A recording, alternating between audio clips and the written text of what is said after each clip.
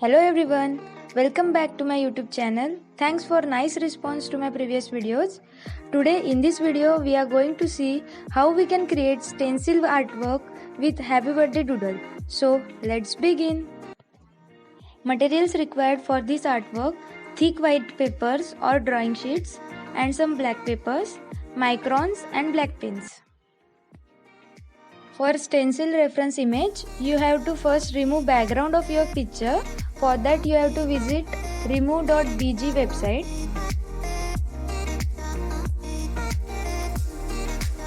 Here you can upload your image and you will get the result. You can download it just by clicking on download. Now to convert that JPG image into stencil image, you have to visit www.stencilgram.com.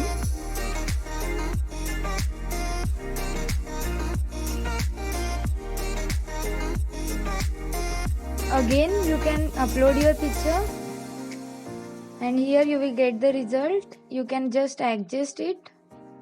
Now let's create our artwork. I have already drawn the sketch. You can use grid method or any other method to make the sketch. After that, simply go on darkening the required areas.